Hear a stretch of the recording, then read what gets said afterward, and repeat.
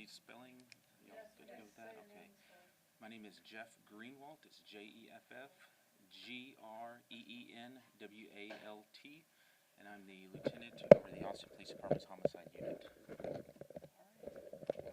So light. I can pick that up if you need me to. Alrighty. We good to go? In the last 24 hours, the Austin Police Department has responded to 2 murders, and we're here today to talk about those murders and ask for the public's help in providing tips so that we can further our investigations. I'm going to talk about the murder at Gibbons Park first, and we'll answer any questions that you guys have about that one before we go into the second one to make sure that we're keeping them separate. Last night, August 9th, at approximately 10:45 p.m., Charlie Sector patrol officers responded to a shots fired call at Gibbons Park, which is at 3911 East 12th Street.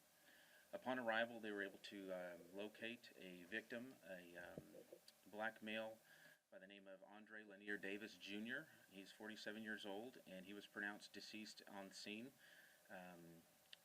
Based on preliminary investigation and some of the witnesses that were there, we believe that a possible motive for this incident was robbery. However, we believe that there's some additional details involved that we don't have yet. We do think that there was multiple people that were on scene at the time of the shooting who did not stay and talk to the police, and we're asking for their help. They can contact the Austin Police Department's homicide unit through our tip line or through Crime Stoppers, and they can give us information that they might have anonymously, or they can come in and provide a full statement. It's up to them. But we're asking for them to come in and talk to us about what they might know. We do believe that there were more than one suspect involved in this incident, and one of the suspects was described as being tall and stocky and was last seen wearing a black jacket. The suspects were seen leaving in a black Nissan or similar type vehicle shortly after the shooting and before police arrived. Does anybody have any questions regarding murder number 8? What kind of gun was used in this? Do we know yet?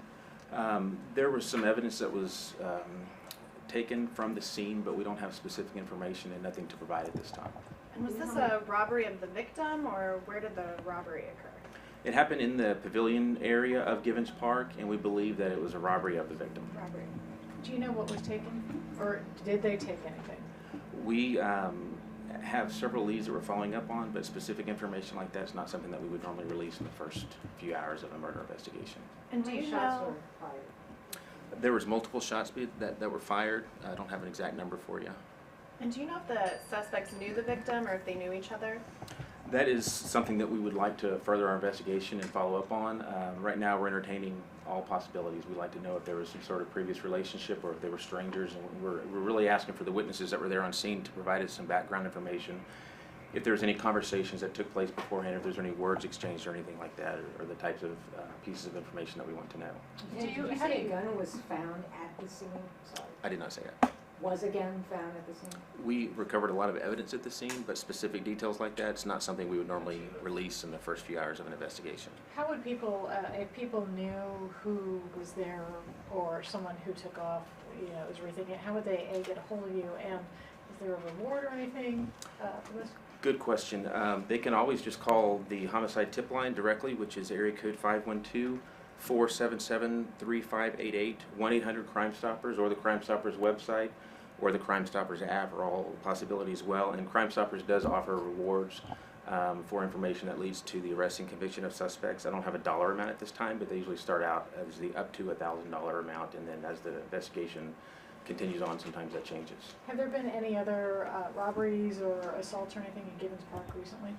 I don't have any crime statistics on Gibbons Park. I will say that there's an ongoing community effort that's taken place, kind of a joint effort between the district representatives, street narcotics, patrol.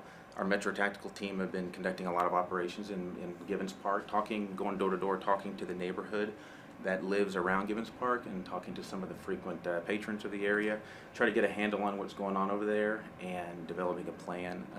I also know that the Austin Police Department's senior leadership and executive staff is reaching out to some of the community leaders and the stakeholders in the area to try to develop kind of a long-term solution to some of the issues that, the quality of life issues that have been going on in the area. What do you mean by quality of life issues?